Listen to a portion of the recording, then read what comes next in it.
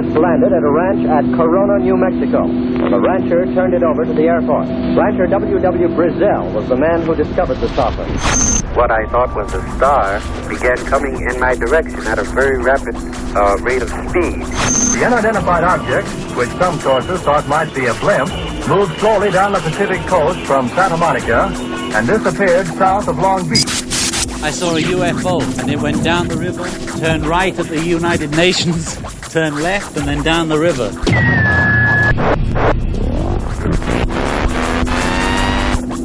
UFO classified. UFO classified. No more plausible deniability. Fact, fiction, or the truth. You decide. And now, the new voice of the high desert, the hostess of UFO Classified, Erica Lukes. Welcome to Fantopia Friday. I'm Erica Lukes. I was happy to be here and see my people in chat and know that I have love and support from all over the world. I say this all the time, and I mean this from the bottom of my heart.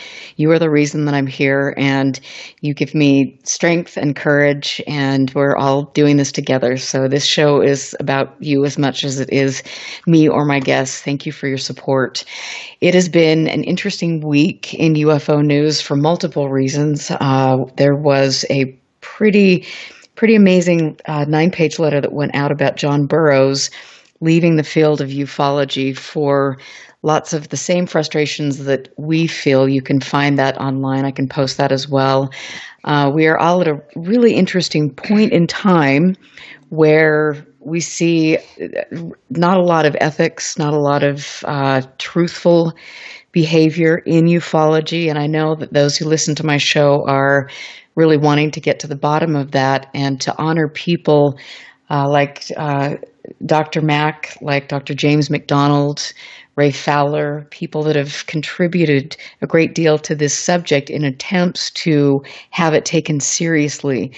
And so now when we see people who are blatantly misrepresenting themselves, and not only that, but unfortunately going about undermining people involved in a subject simply so they can become the star of the field, it's a very sad thing, and it is something that has been called out, and the wheels are in motion. And I have mentioned before that we did see the resignation of Chase Kletzky as the DOI from MUFON, and I have also spoken with a great deal of other people, a lot of other people who know that this was not something that, this was forced, a forced resignation. People are understanding that she has very falsely portrayed herself as something that she is not.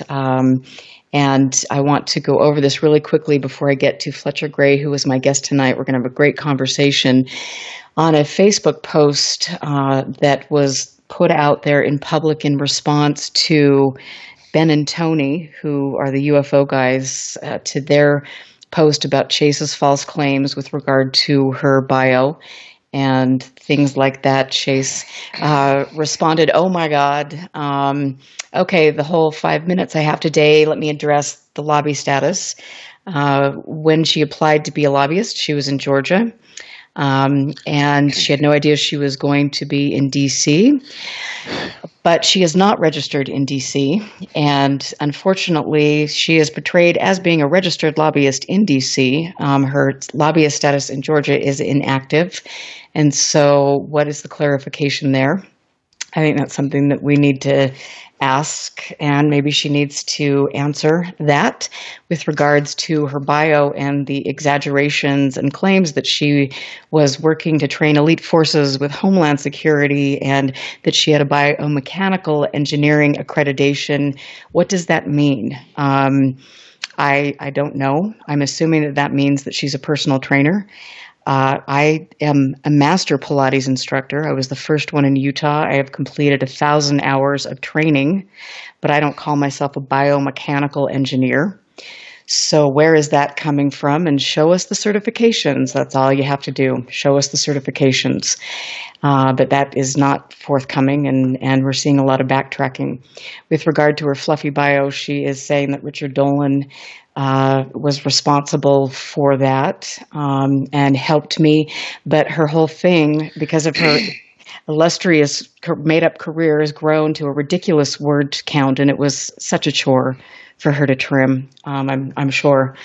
But we've got a lot of discrepancies, and I also want to say that when somebody is blatantly falsifying information, not only that, but bullying and intimidating other people, one has to look at some of the claims they've made about their sightings, which I have been doing. Chase had a very well-known encounter in a cornfield where she allegedly saw an alien with another person, or an entity. Interestingly enough, in the report that was placed to MUFON, there was no mention of the alien sighting. Also, interestingly enough, Mike Cleland, on an interview with Chase Kletzky, Chase reported that she took over 600 photos, which she had on a disc that she submitted to MUFON. But yet in every other interview, she mentions that all of the equipment failed and no evidence was collected. So which is it? Maybe she can clarify that as well. Phil Leach wrote a stunning reply to Chase Kletzky's response, and I want to read that really quickly, and then we'll get to the good stuff. This is what Phil says: I can't imagine that the thought process that went into having someone else write my bio. As Chase states, either is clearly ineptitude or a clear example of how a bio can be written to fit the needed circumstances. Either answer is another example of how manipulation was used and has been used for an extended time to divert any bio errors or truths to another person's perception is extremely weak response, but funny. Soon it will become clear just how irrelevant Chase has become, being undone by her own use of manipulation along with extremely poor decision-making. As it pertains to Chase's background, there's a simple solution: show the certifications, the training logs, the accredited training facilities that she attended. Sorry, online classes don't count. And let's not forget yearly training hours needed to maintain certifications per state guidelines. Or should we check with the person she had write the bio to get the unedited version? As a general rule, many evidence custodians and forensic evidence technicians have certificates or degrees in criminal justice, a focus on criminal forensics, constitutional law, statistical research and analysis, successfully complete a criminal history background check, fingerprint, drug test, and polygraph examination. As for Chase's recent departure from the DOI position within MUFON, anyone can excuse what they want. The end result is very clear to all of us. And there is much more to this, which I have posted. It is a great response. You can go back and listen to some of the early interviews, one with Lauren Cutts, that is a great interview where Chase specifically makes mention of how she can't imagine anybody seeking fame and fortune from this, and things that seem pretty ridiculous in comparison to what we see going on now. So there you have that update. And now I want to bring on someone who I have become friends with and someone who I have a great deal of respect for because he is an amazing investigator. Fletcher Gray has been a member of MUFON since 2006, and he conducted independent investigations on UFOs for 15 years. During this time, he investigated and cleared over 200 cases. In 2008, he was part of the original STAR team, conducting STAR team investigations in Texas. 2010, he was appointed chief investigator of Texas MUFON by Steve Hudgens. In 2011, MUFON International Director Clifford Cliff, with the approval of the BOD, appointed him Director of Investigations in charge of MUFON's STAR Team program. He earned his law enforcement certification through Texas A&M Extension, Houston, Texas, where in 1977 he graduated with honors. From 1977 to 2001, his continuing education was in various law enforcement fields. He holds a Texas Master Peace Officer certification that is equivalent to a BS degree in law enforcement. Other fields include homicide investigation, certified fingerprint examiner, certified crime scene investigator, certified arson investigator. Most of the certifications were awarded by the FBI. Texas Department of Public Safety and Houston Police Department. He started his career in 1977 in Harris County and made the move to the city of the Humboldt Police Department in 1981, where he remained for 21 years. He also has much more to talk about with regard to his qualifications and expertise in all of these fields. And Fletcher, it's been fun for me to get to know you and to hear all of your stories, to hear about how you work when you're in investigating some of these cases. And as both of us know, Texas is kind of the mother lode for some really interesting sightings. Wow, what an introduction. Well, you know what? You are a pretty accomplished man. Yeah, in the field of law enforcement, I spent actually I left the part out. I spent actually 2 years of working undercover narcotics, and also I worked with the FBI for over 6 months. I was at a extensive investigation with the Federal Bureau of Investigation back in the 95, 96. I was over there for about 6 months. And I really enjoyed that. That was really a lot of fun. Wow. I bet you've seen so many things, and I would love to spend a weekend with you and just learn everything. Not that it would take much more than a weekend, but it's fun to learn about how you get out in the field and you conduct proper investigations. And that's something that we could all learn from. Well, I'll say one thing. It wasn't boring. There was always something different, and it never thing. It just never dull moment. It was a continuous changing moment from my life, from one stage to the next. It was a lot of fun. Wow. That's amazing. And I don't know, there is some MUFON news that has just come out today, and I wanted to read this to you because I don't know if you've heard, but this is a huge announcement from the executive director. He says that he's pleased to announce that effective immediately, Ken St. John is assuming the role of MUFON's chief operations officer.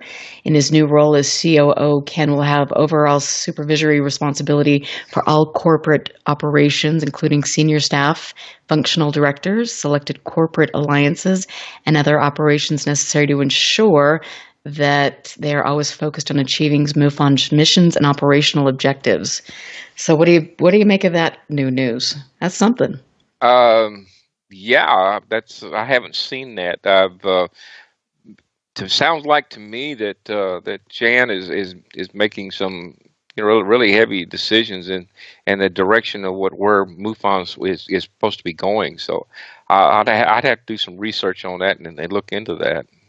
Yeah, lots of change happening, and it's interesting. I've always liked Ken St. John, and so that will be interesting to see how this plays out and what changes are afoot now. But I want to talk about you and how you specifically with your background. How in the world did you get involved with UFOs?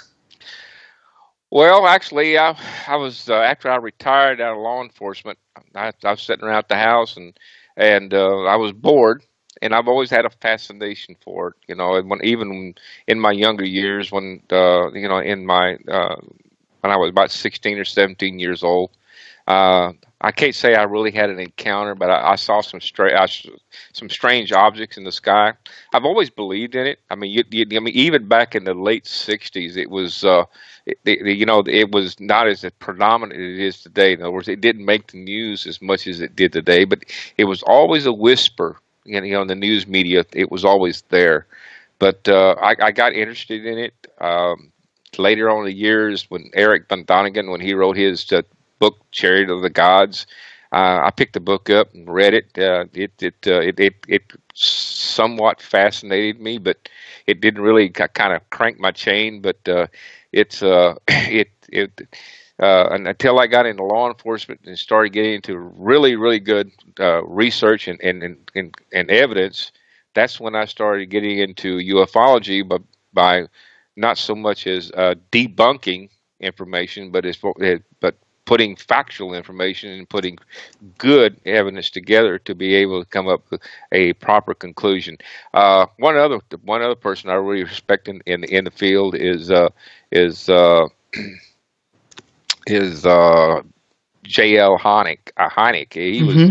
He was a forefather of I mean, this guy was really a disbeliever when he first got into it. I mean, he when he looked at it, that the government said, "What, do you want me to research UFOs? You got to be kidding me," So, but as the years went along, he became a believer. in ufology. So I mean, it's he separated the facts from fiction. That's And, what I had. That's what I had a lot of respect for the guy. and so, what do you think now when the History Channel has Project Blue Book out, and you see that they're? I mean, definitely, it's a media. I don't know what they're trying to get good ratings, and they're taking some definite liberties with cases and aspects of Hynek's life. I mean, how do you feel about that? Well, it's what they did is they're rewriting fact and fiction. I mean, you take fact and you try to write fact and you put it into a movie scenario. People are not going to go for it. But when you put a little more fiction into it and aspects of it, then people will watch it. It becomes an intriguing way to watch separation of fact and fiction. So I mean, it's really interesting. But what they did with him is they took certain cases and certain scenarios and they put them together and they said, well, this is what we're going to do with it, and we're going to look at it and say, hey, this is factual, but we're going to put a twist to it and make it more where it could be like a movie production is what they did, and it's very interesting. I mean, they do what I like about it is they do at the end, bring out the actual truth. Like, say for instance, the Betty and Barney Hill incident. They based one in particular episode on their encounter, but they put a twist to it. If they had to put a twist to it, you wouldn't want to watch it. But you understand what I'm saying? Absolutely. And I think, and I had a conversation with you this afternoon, and it's like, to me, the whole truth of the matter and the real intrigue and all of these things makes I think a far more interesting story. But it's just maybe some of the producers are I don't know what, too lazy to really dig into the facts of the matter, because that's not their bag. Well, yeah, they dug into it. They do a lot of their homework. I work with some of these producers when we was doing that Hangar One scenario. They put a lot of facts into it. They do a lot of research into it, but they have to put a kind of a twist into it too, so that the people will watch it. It's an incident that happened based on particular facts. Is what they did. And it makes it kind of interesting. I like the show myself. I do. Actually, I have a great time watching it. I think it's wonderful. I think the interesting thing, though, and some of the people that are the diehard behind the scenes historical archivists and researchers, some of us have concerns that because we're at this really critical time right now where things are being manipulated, social media is being manipulated, the media has always been manipulated, but we're getting told things about the secret space program and a lot of these things that are not factual, and that's where people are going, and then the real truth and the history and the importance of the subject is this close to being erased. And so how do we walk that fine line of getting historical and accurate information out and still entertaining people? Well, personally, I feel like that the History Channel and all these other channels, they're not interested in factual information. They're interested in ratings is what they're looking for. And as long as people are willing to watch those shows and buy into what they're doing and their ratings go up, and the ratings with the commercials that they're in it for the money. They're not interested for the science. That's the way I see it. Right. Well, it's interesting, and it poses a lot of, I think, questions for all of us who care about the integrity of the subject. And I was on a radio show last night, and I was mentioning that to me, I feel like we're on the edge of this black abyss, and we see, unfortunately, organizations like MUFON or different people that are sweeping up the data and then putting it in a place where it's not accessible fully to the public. And so how, if the more the data gets kind of pushed into a box, the easier it is for that to disappear and then a new history to be told by people that aren't necessarily doing this for the greater good of the subject.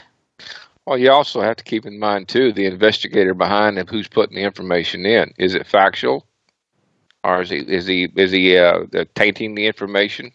So I mean, what you put in is what you get out. Yeah, it's also interesting, and you got into the subject, and you love Hynek, and all of us respect him a great deal. He was an amazing, very interesting man, very colorful man. But what happened after you started taking an interest in this? Well, I think I was kind of like J.L. Hynek, which I didn't realize until later on, is I went to, instead of trying to look for the evidence of UFOs or extraterrestrial existence, I went to looking into debunking or to try to answer the cause of what they saw.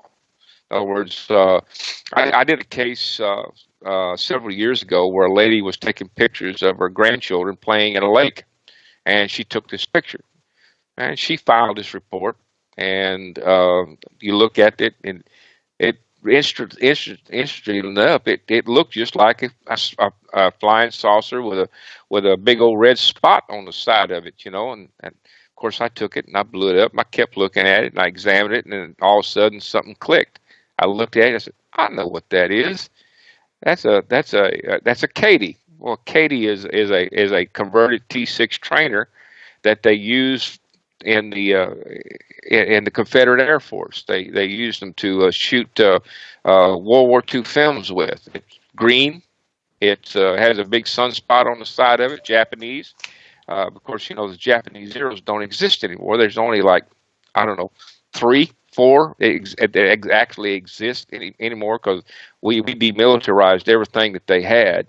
And so to make these war pictures, these collectors, they just take a T6 trainer and they convert it into what everybody thinks that the T6 or the Japanese Zero looks like, and they go shoot these pictures with them, and they get paid astronomical amount of money to do these pictures with, and it helps pay for their airplanes.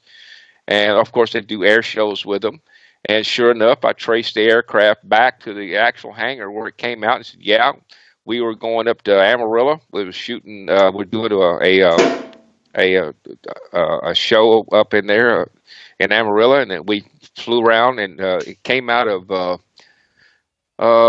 San Marcos, Texas, and they flew around across this lake, do a kind of like it was a torpedo plane, and they did a low flying torpedo run before they took off, for West Texas, and this lady caught the aircraft on film, and I was able, the airplane and the pilot and the time and everything, it all worked out. I mean, it's so cool. Yeah, it's all about research. I love it. And I can hear that music. So we're going to take our first break for the evening. I'm Erica Lukes here on KCOR with Fletcher Gray.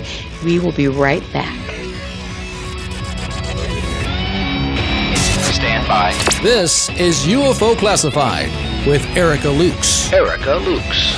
The phone lines are open now at 702-425-9230. That's 702-425-9230. Worldwide callers use Skype name KCOR Radio. More UFO Classified. UFO Classified with Erica Lukes on the KCOR Digital Radio Network. After this. Toxins are everywhere, from the air we breathe to the food we eat and the water we drink. In a world where 80,000 known toxins and heavy metals threaten our very existence, how are you going to protect yourself and your loved ones? Introducing Pure Body Extra Strength, the world's first colloidal zeolite that helps trap and remove toxins as well as heavy metals from your body that are messing with your memory, clarity, sleep, and focus. Don't just take our word for it or the testimonials from our thousands of happy customers. Check out the hundreds of articles and case studies on the National Institute of Health website proving zeolite's powerful ability to remove toxins. For a limited time, listeners to KCOR will receive 10% off their first order. To get started, go to trypurebody.com and enter promo code RADIO10. Again, that's trypurebody.com. Toxic junk is all around us, but now you can take back control of your health and protect yourself by detoxing with Pure Body Extra Strength. You'll be on your way to sleeping better, thinking more clearly, and feeling more energetic. Go to trypurebody.com right now and get started today. Now, broadcasting in digital HD radio. In the shadows, a voice cries out. Evidence that you're not alone. You said my name. What is your name? Proof that the living and the dead coexist. Or do they? Every Wednesday night, 6 p.m. Pacific, 9 p.m. Eastern, join writer, producer, and paranormal investigator Greg Bakken on Ghost Box Radio as he explores, interviews, and investigates evidence alongside some of the best in the paranormal community and beyond. 6 people killed. Ghost Box Radio, Wednesday nights exclusively on the KCOR Digital Radio Network, because the dead don't sleep. Ghost Box Radio.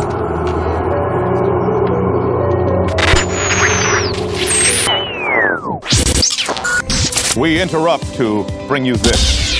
Would you like to advertise on KCOR Digital Radio Network?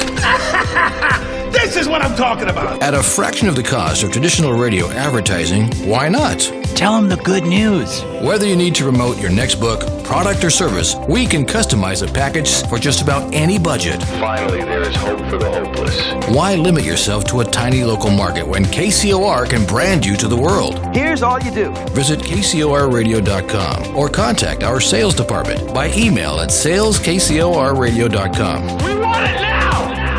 See the difference with us by letting us work for you. This ain't reality TV! The KCOR Digital Radio Network. Are you ready to go? Turn your radio. It's showtime! You're listening to the KCOR Digital Radio Network. Break this up. Broadcasting from the heart of Las Vegas, Nevada. Their base is so large it has to draw most of its power from the nearby nuclear fusion plant. The future of radio is here and now. You're listening to UFO Classified with Erica Lukes, where the truth isn't hidden beneath the black lines of a Sharpie. That's the craziest thing I've ever heard. To be on with Erica, call 702-425-9230. That's 702-425-9230. Worldwide callers use Skype name KCOR Radio. Radio contact. Share your thoughts on the show on Twitter by using hashtag KCOR.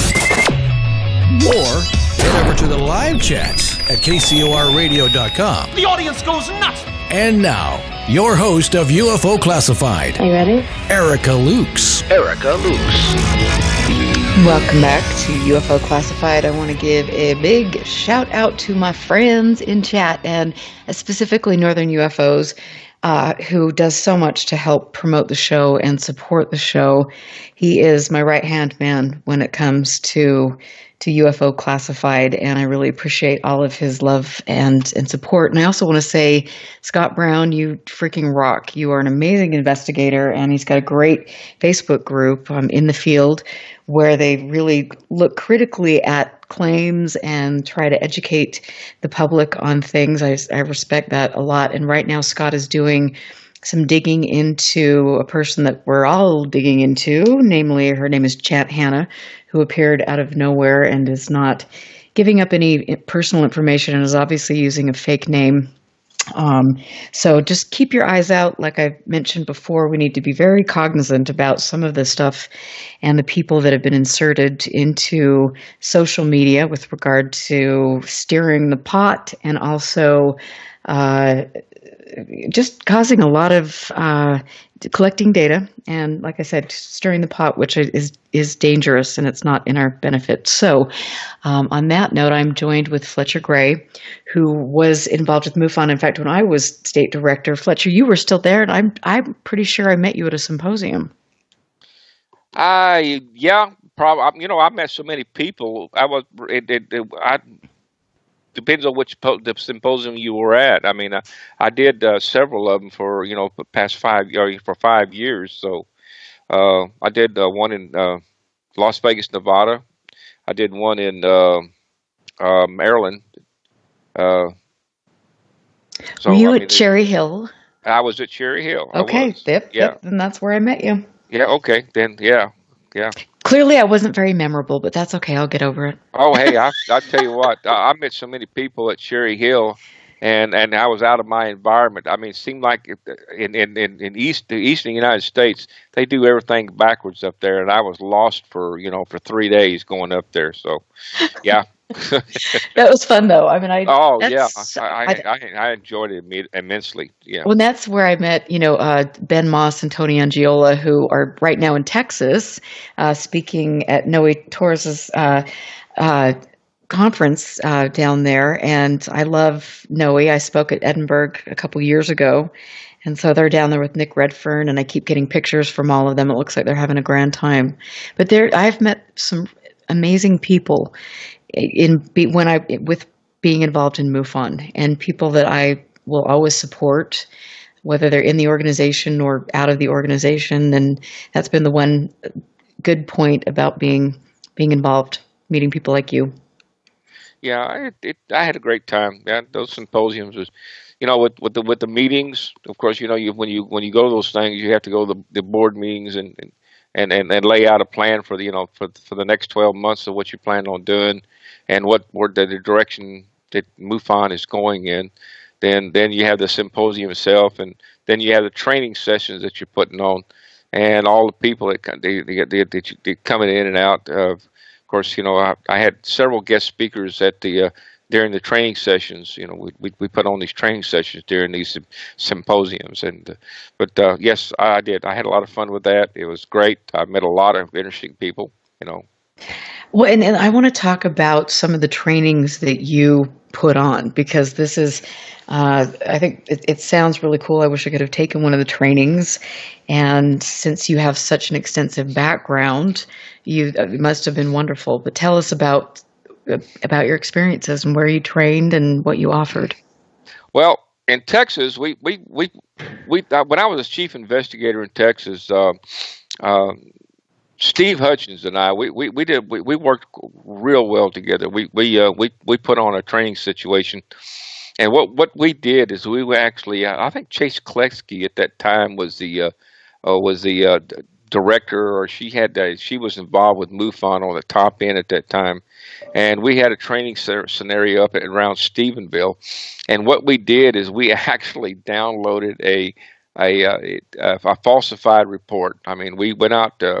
Steve spent 3 or 4 days setting up the scene scenario, and we filed Steve actually filed a report into the MUFON database, and that thing went. When it hit the MUFON database, man, it just like everybody had lightened up the whole area in the Stephenville, because everybody knows about the Stephenville incident, and they thought what had happened in Stephenville has come back again. So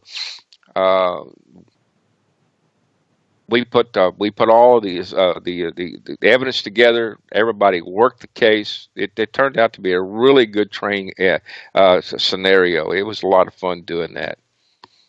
And so, I mean, tell us a little bit more about what you specifically did in the training. Well, basically, what we did is we set up the scenario, and we got everybody out to the site. It was actually a landing site, and we got our students out there, or our investigators. We got those out there. We cordoned off the area. We secured the scene. Conducted interviews. The witness actually, he had his own story, and he told exactly what happened. Steve got out there, and they actually burnt the ground, and you could actually see where the ground was scorched. Cordoned off the area, and everyone went to collecting evidence, interviews, collecting evidence, bagging the evidence, cordon off and locating the evidence. And writing the report. That's right. That's exactly what we did. It turned out to be a really great scenario. A lot of people learned from that. It was a good training session. And at the same time, I had Terry Groff there, and he was hooked up through his computer.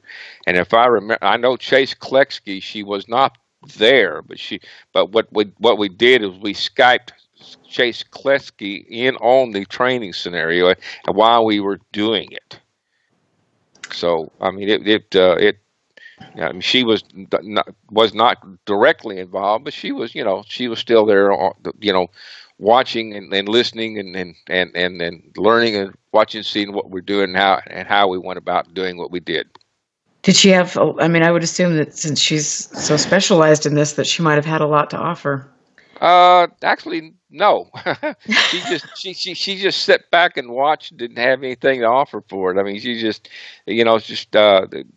of course, sometimes Terry would have a little bit of problem with the computer, but he got it back up and running would lose connection every once in a while because he was working in the field. But no, she did not interfere or have anything to offer for the training scenario. But like I said, it was really a fun weekend. We got a lot out of it. I got a lot out of it just working with with a lot of the field investigators that showed up for the training session.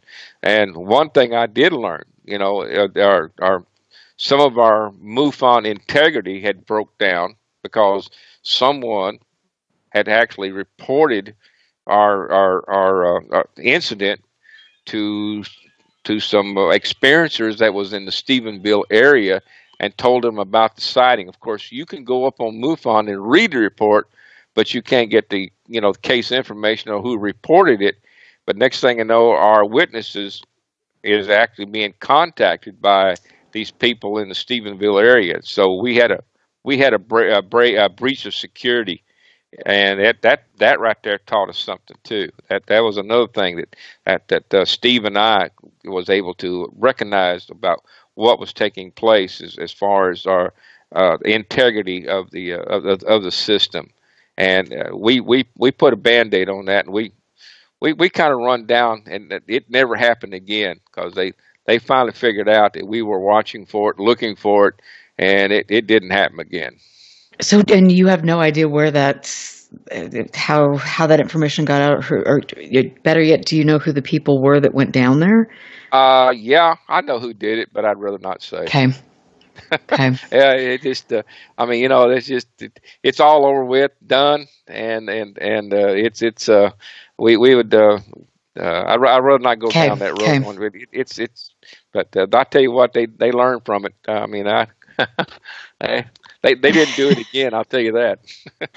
That's interesting. Well, and I think there have been lots of different people raise issues about the security of the CMS and things with witnesses' names and different information. And I know that a lot of that now, the public information is, you get very limited information, and you have to become a member to see more and more. It seems like every time you turn around, you have to be a member to get more information. Even the white papers you can't see. You have to be a member. And so it is interesting. And I have had a couple different people talk about the security issues in the CMS. Yeah, the one thing a lot of people don't take in consideration about working in the ufology field. What basically what I'm fixing to tell you is that the federal government is going to let you work and do pretty well what you want because due to the Freedom of Information Act, this is the United States of America. But there's a big heavy but. When it gets to really evidence, I'm talking about hard line evidence of any kind. And if the federal government feels that it's the best interest of the national security, they will come in and seize whatever you got if they feel like that they want it, and there's not a thing you can do about it. So if a lot of these people think, well, I'm going to get in here and I'm going to be able to go here and collect this information and or collect evidence, and I'm going to be able to sell it on the open market. I definitely would. If I ever come across anything that I thought it was, you're not going to see me putting it on Facebook. Let's put it that way. How interesting. You're not going to keep it. You can't keep it. I mean, they're going to come in and take it away from you, and they're going to have you to sign a non-disclosure agreement. Otherwise, you're going to be facing jail. Wow. Yeah. Anything comes out of space belongs to the federal government.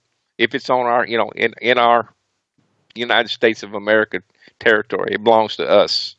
It belongs to the federal government. And so how much, because, I mean, back in the Bigelow days, when Bigelow came into MUFON and purchased the database, that was part of the 22 million that the Pentagon allocated. You were at MUFON at the time. What did you see? Or what were your thoughts on how all of that went down? Well, actually, we did a lot of good research because we had money. I mean, it was just it takes money to do research, and it was a very pliable those days were really working really great. I mean, but I do see that there was a lot of deployments or some deployments that actually weren't necessary. Money was not spent wisely enough. People just jump and go, hey man, I got this, and they jump on a darn airplane and fly all the way across the country, and come back and then end up with nothing. So I mean, it takes management, and I think part of that was mismanaged. I think Mr. Bigelow was misled in certain areas, and I think that's the reason why he pulled his funding from it. Now he does his own research and he does his own funding, and he can control it from in-house, and he don't have to worry about anything. He's got the money and the bucks and the smarts to do it. And so were you, when you were involved with all of this, I mean, were you on that elite team that they would send different places, get on planes and go collect evidence and do all of that? Because I've heard from different people that were involved with that, and they had some interesting stories. I'm sitting here trying to think about the guy that ran that program at the time. It's right on the tip of my tongue. I can't remember. He was running the program. He was the one that's flying from one place to another. That basically, when I was on the STAR team, I was just doing STAR team deployments here in Texas. But the only time I ever got paid was when I went down to Galveston on a particular assignment, and I stayed down there 2 days, and I think the most I got out was like $125 for hotel expense, and that was about it. Oh, interesting. And Richard Lang, I know, was involved. Back that's his name. Yeah, Richard Lang. He was a STAR team manager at that time. Yes, and he was the one that was running that. It became a conflict between Richard Lang and the James Carrion as it progressed along, is what had happened. So and Richard Lang felt like he got sold down the river on the whole project to start with. So because there, you hear so many different versions of what transpired at that point in time. I mean, you hear the company line that Carrion was stealing funds and that things weren't what they seemed, and then you hear his story and it's completely different, and there's a lot of confusion about what really happened. Well, what really happened is like anything else, money got in the way of it, and I think Carrion had misdirected funds out of the STAR team program into the MUFON to the MUFON program. And then they did an audit on it, and they found out there were some discrepancies. And Bigelow, you don't lie to the man. I mean, when you lie to somebody like Mr. Bigelow, that's a slap in the face. And he didn't care about the money. I'm telling you, the man's got enough money. He didn't care about the money. What he didn't like is he got lied to. That was a problem. That's the reason why he pulled the funding out of it. Do you know? Excuse me. I know that there were only a couple people, maybe 3, that were involved. That actually directly knew that Bigelow was involved. There was an outside government contractor that was involved in that. Do you remember if that was common knowledge at the time, or? I'm sure that the government was probably involved with it, because Bigelow, he's got enough money. He's kind of like a Howard Hughes. He's not part of the government, but he is part of the government. The government uses these civilians to to their end, and that's the reason why now you can go up on any site, and you want to report a UFO, then the federal government will point you right to Mr. Bigelow, because they're doing research, in the area of ufology, the science of it. So yes, he is with the government, but he's not. But the same thing. We got other organizations like out there in space, SpaceX. They're in with the government, but they're not part of the government. Right. You see what I'm saying? Yeah, they're contractors. Yeah. Yeah, they're independent contractors. But our government uses them as a saddle to get things done. So, but that's been going on. That's been going on for years. During World War II. We use universities. This country uses universities for research and development. Right. And so do you think from like MUFON's inception that there was some sort of aspect of it being controlled or really monitored, or kind of, the narrative was being steered by any of these contractors or the government? I can't say that it was actually motivated or steered. The only steering that anyone can do would be the executive director. And if you're going to steer somebody, that'd be the person you're going to steer as far as steering someone. I mean, if James Carrion was part of the federal government, and I understand he was with the Homeland Security. Yeah, he was part of Homeland Security. And or NSA, National Security Agency. That's what he was part of. And if anything directing is going to be done, he would be the one to be doing the directing at that time. But you can't direct someone if they don't want to be directed. Right. Yeah, and I mean it's interesting because you hear from when Blue Book closed down. I mean, then you've got the formation of MUFON. And different things. And I mean, it's widely known that these organizations have been infiltrated and might be controlled, like NICAP, by people in the government to collect data and steer the narrative. And so that's always been a fascinating thing for me to research, to kind of dig into that. Yeah, well, Project Blue Book, it ran its course just like anything else did, and they felt like all the research. The bottom line of the research, and when it comes to Blue Book, because it became so public, like Project Blue Book, there was so much. The media was picking up so much information, so the federal government looked at it and said, "Look, we're feeding money into a project. It's old hat coming over and over again." So they just closed that particular funding out and turn around and open it somewhere else, so that people won't notice it so much. That's kind of like Area 51. They shut area right after everybody made it public about Area 51. They shut it down for a few years, and did their research elsewhere. But they're still back there and reopening and doing their research back there again. So I mean, the government has its ups and downs when it comes to funding projects and what they do. It's all about allocation and money and secrecy.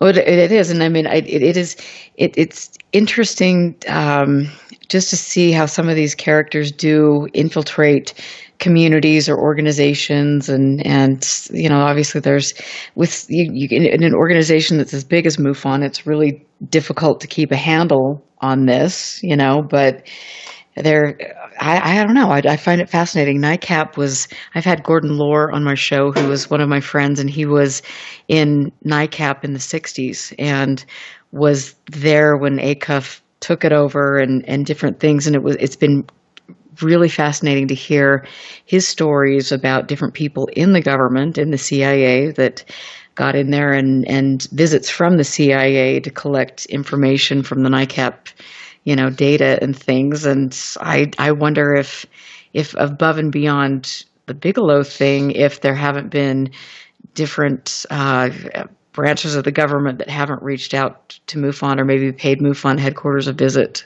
to get information. I doubt it. I mean, with the amount of information I've looked in the MUFON, I would say about 85 to 90% of the information that's built into the MUFON database is it's not interesting enough to even mess with, because a lot of the cases came across MUFON. It was you had an explanation for it, or it was a hoax, or someone putting in bad data. I mean, I had one guy, for instance, out of Fort Worth. My God, he must have filed at least 12-point reports in 1 month, and he kept filing these reports. And those are, both as far as I'm concerned, those are bogus reports. They're useless. So there's a lot of useless data or information in the MUFON database, but it's there. But still it's statistics, and yes. Based on those statistics and numbers and information, that's how MUFON is able to sell their what they're doing. I mean, that's just the way that it's how you feed the machine. In other words, right? Yeah. Well, that's interesting, and I have to ask you. I've got a question in chat about if you knew, and I'll just throw this out there before we go to the break. Patty wants to know if you knew about any sightings reports that had been tampered with. As far as tampered with, no, I don't know of any that's been. I know there's been some reports that has all the information that has not been put into the database that was gleaned in reference to the evidence, and the evidence was withheld, and the evidence had disappeared. And after the break, we'll talk about Chicago. Okay. Oh, that'd be awesome. This is so fascinating. I love all of this, and it's really wonderful to have you on the show.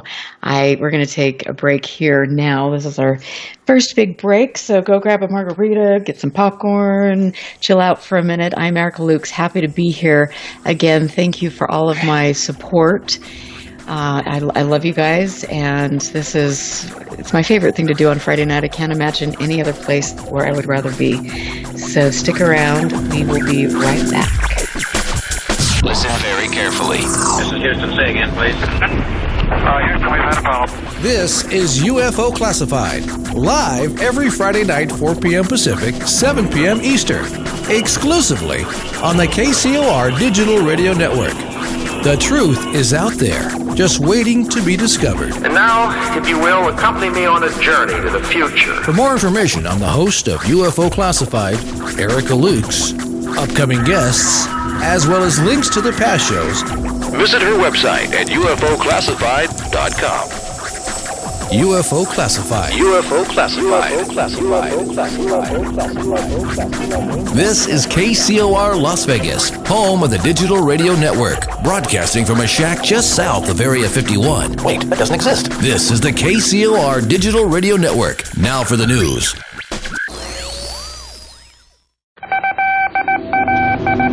The disc landed at a ranch at Corona, New Mexico. The rancher turned it over to the Air Force. Rancher W.W. Brazil was the man who discovered the saucer. What I thought was a star began coming in my direction at a very rapid rate of speed. The unidentified object, which some sources thought might be a blimp, moved slowly down the Pacific coast from Santa Monica and disappeared south of Long Beach. I saw a UFO, and it went down the river, turned right at the United Nations, turned left, and then down the river.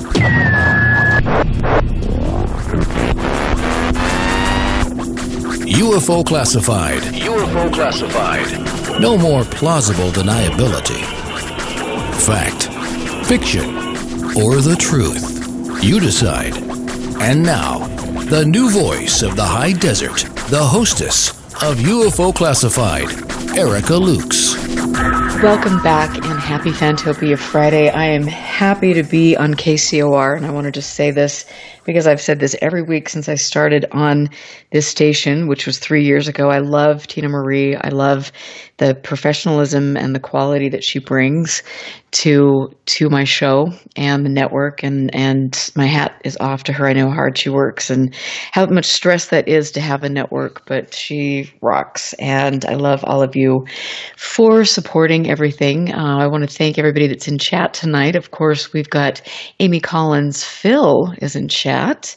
Love that. And Douglas, Doug Down Under, Joe, Ken, Lib, Northern UFOs, Patty, who actually was with MUFON and has some interesting stories. And then Scott and Susan, we might have to get you on the show, Patty. I'm just throwing that out there. So when we left for break, right before break, I'm here with Fletcher Gray, who was involved with MUFON for a long time, a great investigator. But we were talking about Texas. So let's just continue on with Texas. Well, I think we were. Or was it Texas about? Oh, sorry. Chicago. Texas, Chicago. Sorry. I've got Texas on the brain because all my friends are down there having a good time. So Chicago. It's kind of like all your exes live in Texas, huh? Well, or maybe they travel there. I don't know. Yeah, we cut off the show at the end of the break was we was talking about Chicago. Thank you. Yeah. I'm going to take y'all back a little bit, back during the time of Carry On and Richard Lang. And what had happened in Chicago, it was a UFO supposedly had hit a car on a freeway in Chicago. Okay? Now, the car owner, he files a report. Of course, he puts his car in a body shop. And the state director and other investigators, they go down there and they pull evidence off this car, including paint chips and other evidence, and write up the report. And they also removed the part of the damage of the vehicle was actually removed, and they was going to collect that as part of evidence. Well, all of a sudden, somebody, what I guess you would call, make it mysterious, a man in black, walks up to the body shop and says, "Hey, I'm from MUFON, da-da-da-da. I'm here to pick up the evidence that was taken from this car." So they gave him the evidence, and the guy left. And the paint sample was actually sent to the University of Chicago for analysis. Well, lo and behold, for it's all over with, including the report, the analysis, and everything, it all disappeared. The paint sample disappeared. The report from the University of Chicago, it disappeared, and also the part that was taken from the car, it disappeared. Now, this is during the time when Bigelow was part of, was funding this project. During the STAR team, because it was a STAR team deployment at that time. Oh, that's interesting. Oh, yeah. All that information just disappeared. You're asking me, was any reports that was ever manipulated in the database? Yeah, that particular case was. And so do you think that was an example of Bigelow's team stepping in before anybody else could get there then? Well, I can honestly say, because I was involved with it, Bigelow was actually, anytime there was a deployment within the STAR team organization, Bigelow's research team was contacting me in the field and talking to me about the particular incident. And from those analyses and from the information that was gleaned, it would either say, yes, we're going to send someone, or no, we're not going to send anybody. So, but yes, I will say definitely yes. Do you think that there was ever, besides Bigelow, were there ever any cases or things that you heard about where somebody else stepped in to get there before maybe Bigelow's team or all of you could be notified? Because I've heard about things like that. I can't substantiate that, but it's definitely been the rumor for a while. Well, I can honestly say that as far as, it's not a rumor as far as I'm concerned, because I had dealings with Bigelow and his research team on a couple of deployments I did here in the state of Texas when I was an investigator, when I was on the STAR team. But as far as anybody else, I don't know. I can't answer that, but I can honestly tell you, when I was deployed on any STAR team deployment, my communication with Richard Lang was limited, and I was more in communication with Bigelow than I was with Richard Lang. Which would be, if he's funding the project and things like that, and Bigelow works with the best of the best, so that would make sense. It's interesting because there's a story, and I wish I could specifically remember, where there were people involved in upper parts of MUFON that actually, there was a case, and I'm not sure if I don't even think it had been put into the database yet, but somebody got a hold of it, someone high up in MUFON, and they stepped in to come to the scene of the case and take that over. So that wasn't even Bigelow. Well, if it was, it would probably be either James Carrion or Richard Lang. And a lot of that stuff, at that time, I was just a STAR team, member, and I was only privy to only the cases I was working on at that time. I was not on the top end of the investigations. But I will tell you this, that some years later, this is after the STAR team program had shut down, I had a really strange phone call. I'm kicking myself for not doing more work on this than I did. What had happened is that I had not heard about the Chicago incident until Jan Harzan, years later, asked me to look into the case. And the reason why he asked me is that time we was doing Hangar 1, and Jan wanted more information because they were looking for cases to investigate or to air on the program for Hangar 1, and that Chicago incident got brought up. So a week before that, I had this guy call me out of Dallas. Now, what had happened was he told me that, he said, man, I got to get this off my chest. And I said, okay, all right. I kind of rolled my eyes. I said, all right, I'm listening. So he turns right around and he tells me what had happened. What had happened was he was on a freeway in Dallas, Texas, going, down the freeway. And he said this strange or something hit him. He didn't have any idea. This object hit him on the freeway and tore up his car. And he said that he turned his car in to have it fixed. And somebody, and he made a report on it. And next thing you know, two guys showed up at the repair shop, took the body parts and left with it. And they all disappeared. Don't have any idea what happened to them. And I thought to myself, well, okay, that's really interesting. And he said, the only reason why I'm telling you this, he says, I'm fixing to have surgery, and I'm not coming out of this surgery. I'm fixing to die. I need to tell somebody what had happened. I said, okay. So I passed this off. So the next thing I know, I'm getting a phone call from Jan Harzan to do a background information on this incident in Chicago. Well, come to find out, when I did my research, the Chicago incident and the one in Dallas, they happened on the same day, within 2 minutes of each other, between Dallas and Chicago, on the same day and the same year. Oh my gosh! I couldn't find the guy. The number I had on him, he wouldn't answer the phone. After a week later, after all that happened, yeah. That's exactly what happened. It's just that was the freakiest thing I ever had happen to me in my life, and when I went doing research in ufology. And wow, and just the timing of that, with Jan wanting to find out more about that and him calling you, that's pretty stunning. Yeah, well, see, but you see, but the thing is, how much of that information is actually good, because anybody can go up on MUFON, pull those cases up and read them and call you on it. See, that's what we must say about all this information and disinformation. Right. You see? So, yeah.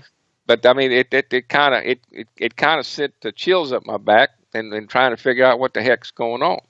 But I do know for a fact that someone from somewhere, and I think what had happened was that Bigelow had got, of course, he was deep into our archives, went to Chicago and picked up all that information. And I guarantee you, if you call the University of Chicago, they don't know anything about any analysis of any paint or any reports that was written. Because I tried to do the research on it, and I couldn't. I came to a dead end on it. So what did Jan say about the case, or like how did he bring that back up? He didn't. He just turned right around. He said, "Don't." He said, "Just leave it alone." And he said he'd handle it, and that was the end of it. Because I was making some people mad. When I start digging on a case, I dig, and that's what I was doing.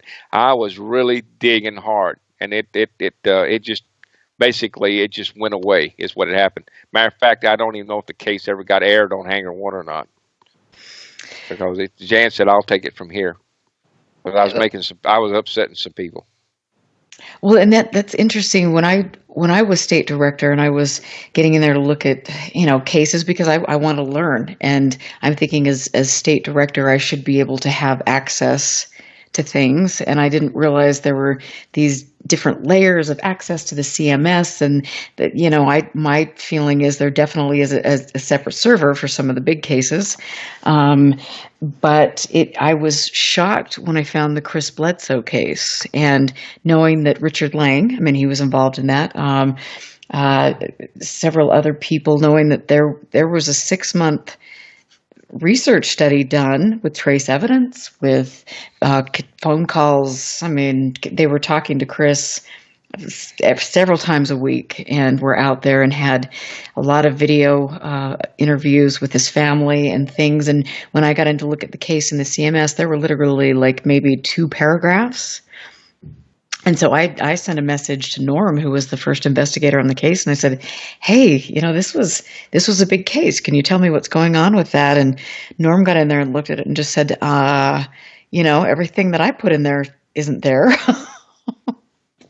So that was pretty curious on an important case like that, where you could actually learn from things. What would be the motivation to delete all the information from the case? Well, technically what they do is they don't really delete it. They just copy over the top of it what they want to put in there. In other words, if you put a full case, the way that the system is set up is you upload the information into the database, and the only way you can, unless you have clearance and you know anything about the programming about Perl, what you do is you go up there and you just upload a page on top of it, and then it'll wipe out the previous page. That's what they're doing. That's one way of doing it. I had a field investigator in a particular state. He was putting trash up there, and we warned him about putting that trash up there. And what happens is all that trash, icons, cartoons, it takes up data space. And we told him don't do that because because they have to pay for the database. In other words, every amount of data is put in in a computer, they have to pay for it. And as the data gets bigger, so does the money. It costs more and more and more. Eventually, that Jan Harzan or someone with MUFON has authority, they're going to have to glean that database down and archive it to keep, because it's going to get astronomical in one point or another. They're going to have to turn around and look. These are old cases. We'll take those off, archive them, and go from here. They're going to have to eventually. It's costing them money. Absolutely. And do you know where the servers are located? I do not. Because that's always been interesting to me. Just the whole history. And I had learned, someone told me that when Jan Harzan came into MUFON, that he completely brought into MUFON a new CMS, and so all the old cases were gone, and then you had this new CMS that he put into play.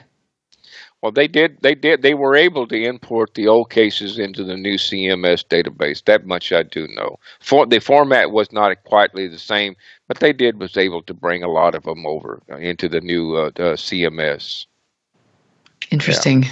So do you think that with regard to some of the top secret teams, I know that Chase had that new elite team and different things.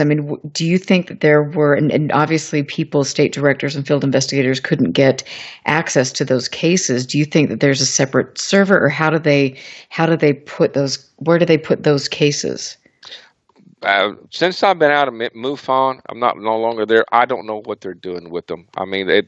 They could be keeping them on their own personal database. They could be creating their own data. and filing those cases, or disposition on those cases. I don't have a clue. But I'll tell you one thing: if they do have any cases, it's going to be very few. I mean, out of the thousands of cases that they coming in every year, I doubt very seriously that you're going to have anywhere from 10 to 15 cases that's going to be anything worth looking at. So, and I have to ask you, just for my own selfish reasons, but I found that a lot of times people that were investigating dismissed the lights in the sky cases. And yes, you can rule a lot of these things out. People make mistakes in identifying things, but doing the research that I've done with Project Hestel and looking into anomalous light phenomena, I mean, there's something very important and very overlooked with regard to the quote-unquote lights in the sky cases. And so what is your feeling on that? And did you ever, being in Texas, where you've got all of these great places where they report things like that, did you ever find any specific spots where you were seeing more of those cases reported? Yeah, well, yes.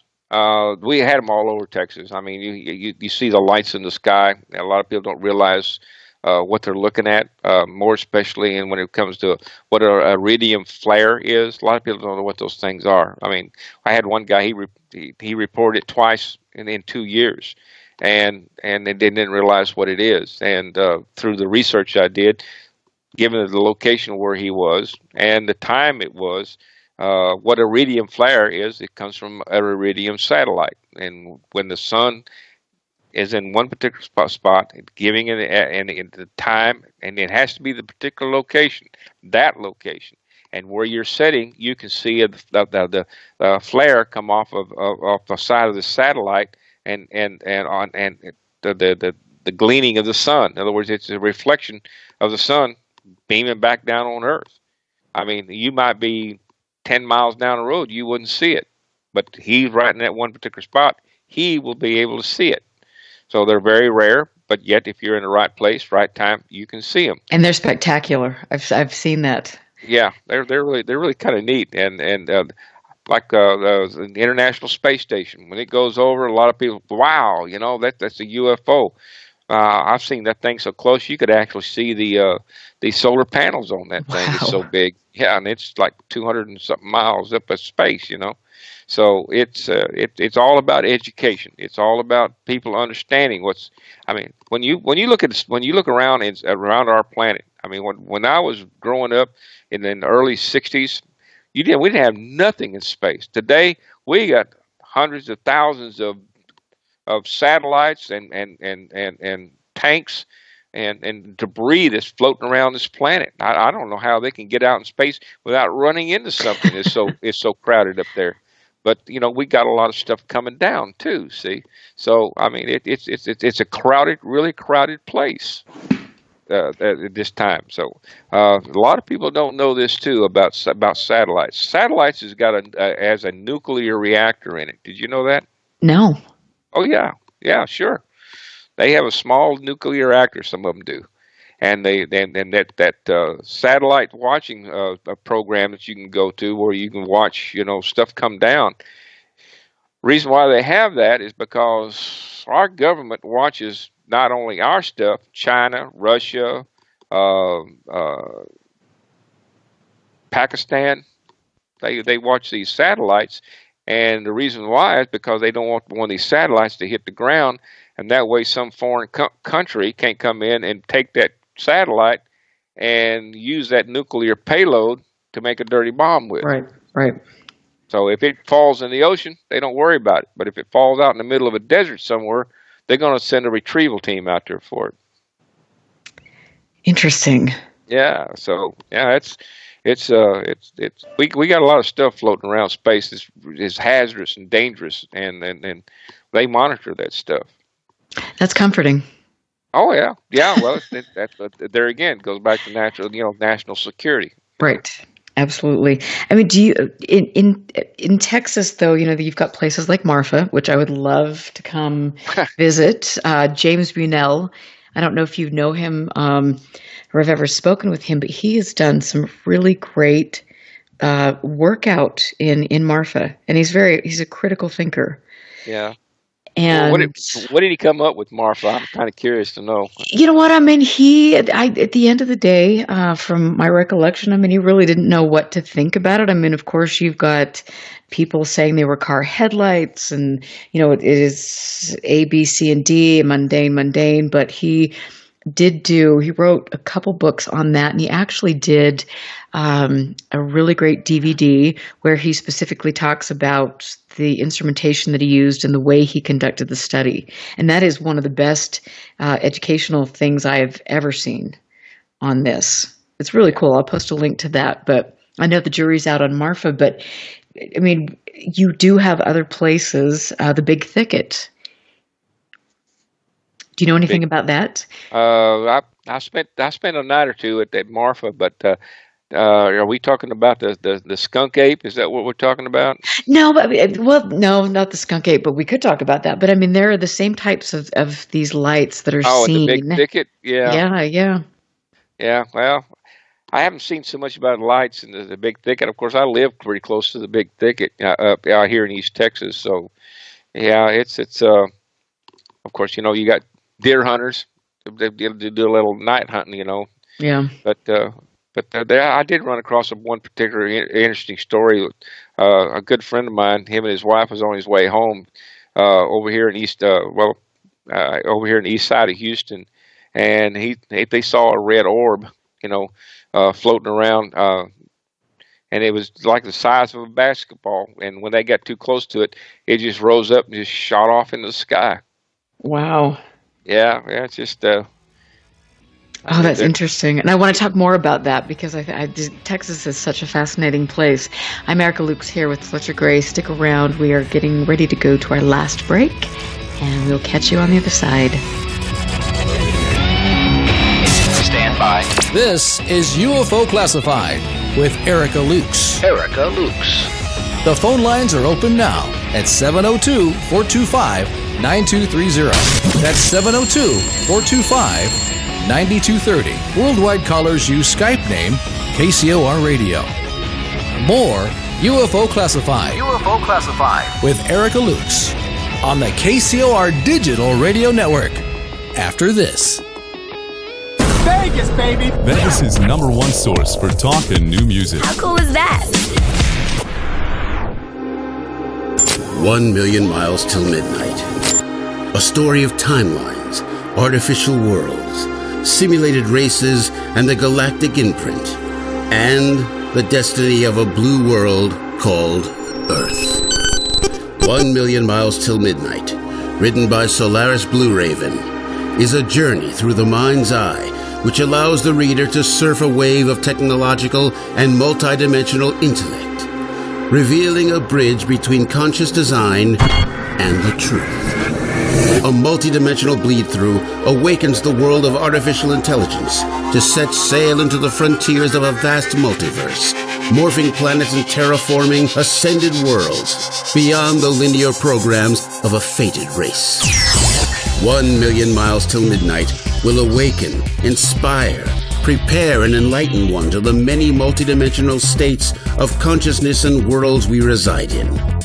With every cell and atom, we are this truth and multiverse. 1 million miles till midnight. Written by Solaris Blue Raven. Available now at Amazon.com. Don't wait. Get your copy today.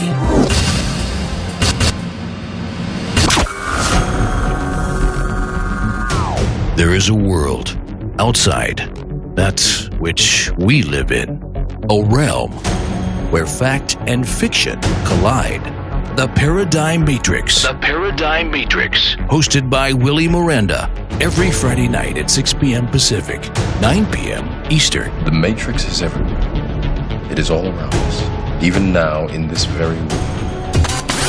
The 1-hour show that will surely leave you hanging on the edge of the rabbit hole. The Paradigm Matrix explores a universe of topics from UFOs, cryptozoology, conspiracies, as well as all things paranormal. Enter a world of the twisted and deformed. Friday night, 6 p.m. Pacific, 9 p.m. Eastern. The Paradigm Matrix. exclusively on the KCOR Digital Radio Network, where fact and fiction collide. Alien Deceptions, a suspenseful sci-fi romance thriller by Tina Marie, featuring the tantalizing Erica Jones and the mysterious Russell Hamilton. An out-of-this-world book of fiction based on years of document facts and files the government does not want you to know about. At least, not yet. Alien Deceptions by Tina Marie. Available now at Amazon.com or get a signed copy at TinaMarieEntertainment.com. Get your copy now. 1, 2, 3, 4! To the KCOR Digital Radio Network. I love the way it sounds. Love the music. I listen all day. The future of radio is here and now.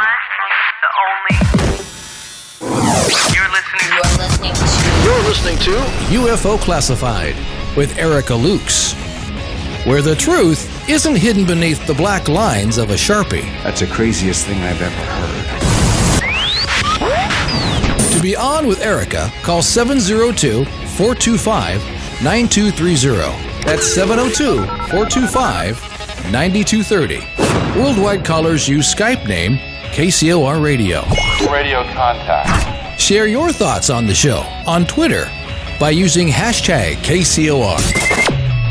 Or head over to the live chats at KCORradio.com. The audience goes nuts. And now, your host of UFO Classified. Are you ready? Erica Lukes. Erica Lukes. Welcome back and happy Fantopia Fridays. Stick around for a great night on KCOR. As you know, we've got Willie Miranda coming up and a lot of other great shows. And I know most of you are here for the duration, so I love that. I am here tonight with Fletcher Gray, who doesn't do a lot of interviews, he did, but Fletcher, you haven't done an interview for a while, have you? It's been quite a few years. Yeah, it really has.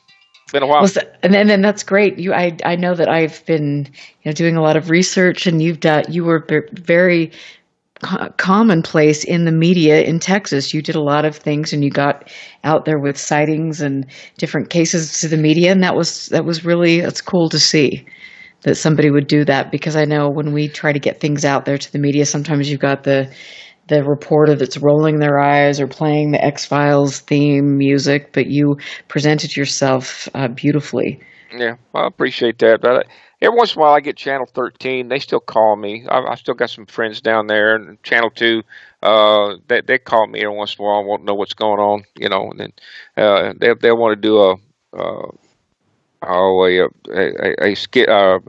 broadcast on the latest thing is what's going on in the UFO world. The last couple of months we've had a couple of bolites, meteorites that come down. It's lit up the area of Houston, and they, of course, they blame it off in the UFOs, but then it got caught on camera. It seems like that's been going on quite a bit here lately. We've been getting a lot of meteors coming in. So I did have one particular case I'd like to tell you about. Yes, that please. I really worked. I had a policeman from City of Houston file a report. He's a 20-year veteran. And of course, any report that you get that you don't have any physical evidence, you base your validity on the person's integrity. Now, the background on this guy, he was a Houston police officer, veteran. He had 20 years experience. He held a PhD in criminal justice. Now, his background was, it was really good. His what he had to report was excellent as far as his background is concerned. Now, this was like 4 o'clock in the morning. He just got off shift. He was on his way home. He was going north on 45, cut off the main road up out toward Conroe, and he lived out in these suburbs. A lot of people here in the Houston area, they'll do 25, 30-mile commutes wherever they're working. I mean, it's a no-brainer. I mean, we think of a lot of people think, working in one place and living in another because Houston is so congested. But anyway, make a long story short, he was on his way home. And this object, he said it was treetop high, like 100 feet, pine trees. He looked up, quiet, didn't hear nothing. And it was in the shape of a triangle. And it just floated going northwest, like toward Dallas, Fort Worth area from 45. Of course, you can take 45 and go all the way into Dallas with it. So I put a photo spread together, and from the description he gave me, I took about 6 photographs, and I sent him the photographs, and he picked out one particular photo on it. Now, here's what's crazy about this whole thing. 2 days later, I got another guy telling me he saw the same object. He filed a report out of Waxahachie, Texas, and saw the thing 2 days before, 2 days after he did, going in another direction. I took the report, did the investigation, went up there and spent a whole day with him. I did a photo spread with him, and both witnesses picked out the same object. Now, this object is something called a TR. It's called a TR3B. Oh. Yeah, and they both picked it out. Both of them. Interesting. Both of them saw it within 2 days of each other. Now, wow. What we have in Fort Worth, Texas, is Lockheed. That makes sense. Yep, and what we have in Houston is NASA. One witness saw it going north, and the other witness saw it going south. Now we're talking about an object that defies gravity. In other words, it's an anti-gravity device, unless it's lighter than air, which I doubt very serious it was. But yeah, that was a very, very interesting case. I mean, that was one of my better cases where I took the credibility of the witnesses and put them together, and they both saw the same object. Wow. Yeah. And I want to just throw this in there. That's another reason why our government would be interested in monitoring UFO databases. Well, yeah, because if you're going to keep something secret, you don't put it way up in the air. You're going to put it down low to the ground and make it, treetop high. That way, nobody can see it. I mean, but you put it, 2,000 feet in the air, you're going to see it, unless you got some kind of cloaking device. Right. Of course, I think they've got cloaking devices. I mean, they've been working on it for the last 20 years. And it's I live, here 80 miles away from Dugway, and I live by Hill Air Force Base, and we've got a lot of stuff going on. And so I worked with my assistant state director at MUFON when I was there, was chief of aviation safety at Hill Air Force Base, and he would, swear to me that they would never do any sort of top secret testing above a civilian population. Yeah. Yeah. Right. Yeah. That's the reason why they dug trenches when they was, exploding the nuclear weapons, and sticking soldiers out there to see what kind of reaction you would get off of them. I mean, there was reports that one soldier would be down in the ditch, look across, and actually see the skeleton on the guy sitting next to him. Yeah, that's all we need to say about that. Yeah. Yep. And I want to ask you, because I've had a couple people want to know about, you very quietly left MUFON. And that I remember just hearing a little bit about that. And if you feel comfortable, will you tell us what happened and why you decided to leave the organization? Well, actually, the reason why I left the organization is there was several things going on in my life. I mean, number one, I was overloaded with MUFON. I was the STAR team manager. I was the assistant state director of Texas. I was the chief investigator of Texas at the time, and also I was doing training. I was holding these training at these symposium, and I was just basically overloaded. I decided to go into business for myself, and it became a full-time job. I do construction work now. I just finished up a hotel about 2 months ago, and that was a very stressful job for me. Having to deal with homeowners and clients. It was just more than I can handle. And I decided that I've got to make up my mind. What do I want to do? I want to give up my business, or do I want to give up MUFON? And MUFON was just, when I was retired, it was more of a plaything for me, and I enjoyed doing it. But but I had more than I could handle, and I wasn't doing the job that I really needed to be doing. So I decided just to move on away from doing research. And a lot of the research I found in the 10 years I did the research, it just became black and white. I mean, everybody, either you've got some good reports, or you got about 85% of it that's either hoaxes, or they don't have any idea what they saw. I saw lights in the sky. So I felt like that, I need to just kind of move away from it for a while and just come back fresh with it later, maybe. I did contact North Fork. I contacted what's that old boy's name up there in Peter Davenport. Yeah, Peter Davenport. Yeah. I'd contact Peter Davenport, and I would go through his cases. And if I saw something that looked really good in Texas, I didn't, mess with any other state, because Texas is big enough anyway. So if I saw something here in Texas that looked really good, I would contact Peter, and I say, hey, Peter, because I've been knowing Peter for a while. I say, hey, Peter, I got this case here in Texas I want to take a look at. And he'd contact the witness and get permission from him, and he'd send me the case, and I'd go look at it. That's great. Yeah. Yeah. So, I mean, I still got my foot in the door, but it's at my own discretion if I want to look at it or not.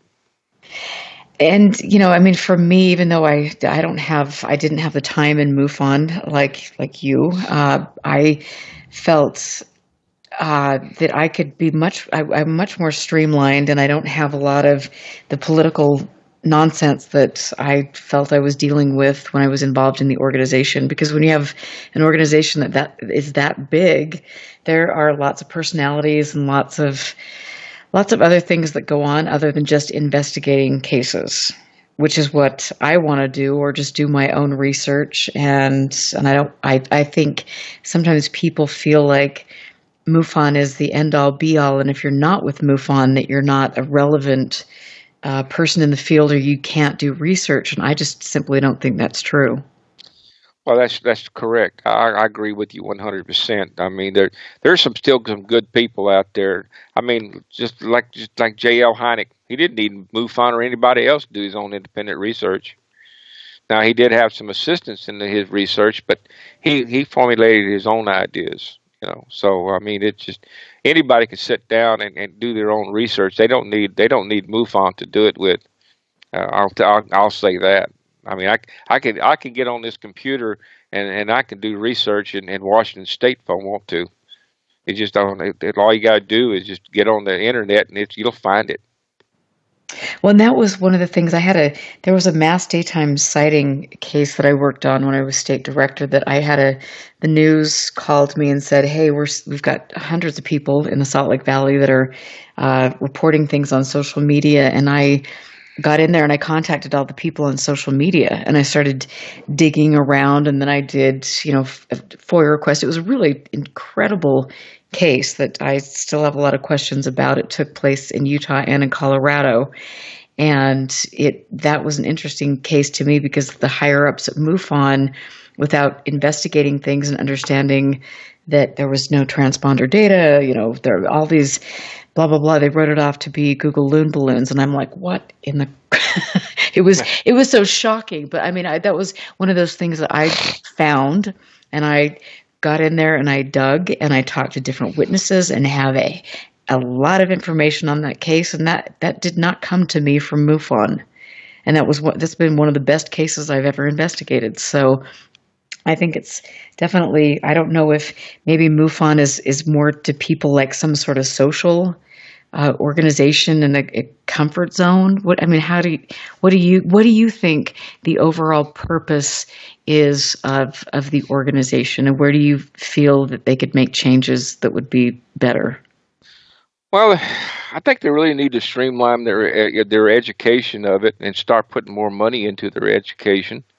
Um, as far there's always politics in anything. I mean, I I think they pay too much attention to the higher ups where they need to pay more attention to the people, the real people who do the work, and that's your state directors and your really good field investigators. I don't think they recognize them enough. Is what I think. But let's face it. I mean, they're taking their own money and they're doing their own research, and they're putting it into the system and into the database. MUFON turns right around, takes that information, and utilizes it, and so to speak, they kind of sell it. You see what I'm saying? Mm-hmm.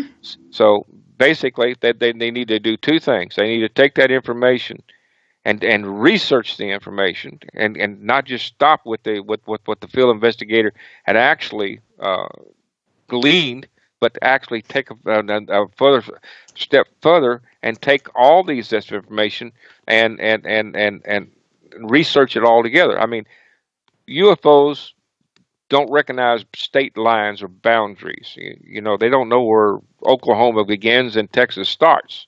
Right. So what you do is you take all that information, you put together, and you come up with a plausible answer or explanation of exactly what happened or what the if you actually got a true UFO sighting.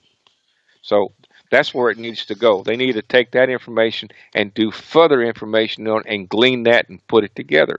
Is what they need to do instead of just sit there and look at it. Right. And that's, when I was working under Jan, I mean, I would say to him, okay, we've got enough data, let's analyze the data. Let's maybe get out in the field and figure out a way, and I told him, I'm like, you need to hire a full-time fundraiser, and get equipment for people, or maybe work with a night vision optics company or somebody that could give discounts to field investigators, and then send them out instead of sitting them behind a computer and instead of focusing on, the big social event where you're bringing in people who are the same people on the speaking circuit that have nothing really to offer. You could be doing something really, really productive and empowering. And so for me, I see lots of ways that could be, the organization could grow, but for whatever reason, they don't seem willing to do that. Now their focus is on selling cases that people investigate to media companies. Yeah, that's the way I kind of look at it too. But to me, what they ought to do is they start to see the American Meteor Society or society. They have various locations, and they use universities to do this with, and they've got these cameras. I mean, these cameras run 24 hours a day, 7 days a week, and they've got these fish eyes, and that's all they do. They point straight up in the sky, and they video these meteors coming in. Well, we could do the same thing. We could, the organization could do the same thing all across the country. Start putting these cameras in the sky, pointing them skyward to see what's really out there, to find out, to see these objects coming in. But I can tell you one thing, and a lot of people don't realize this, that there's a standalone radar system in the United States that it is a large radar system. The biggest one is in Texas, but there's three of them. There's one in Alabama, one in Texas, and one in Arizona. And what they are, the one in Texas is a mile long, and all it is it's a radar system that supposedly is supposed to detect anything that's coming in from outer space.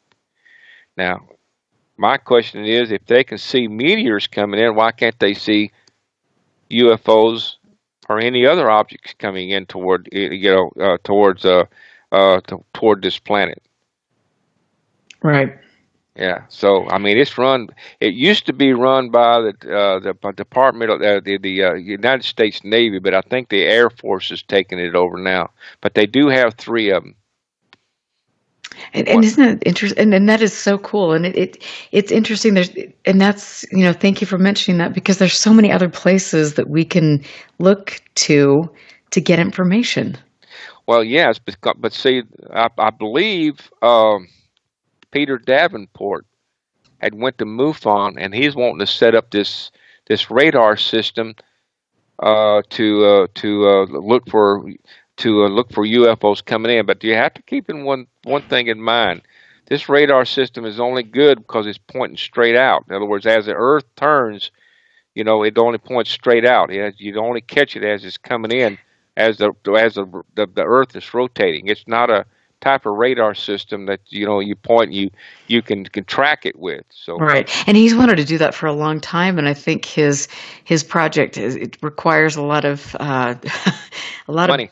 Yeah, and I don't know if that's going to happen. And my thought is at this point, I'm not sure if I would want to do anything that necessarily went to MUFON because they're not being forthright with the information.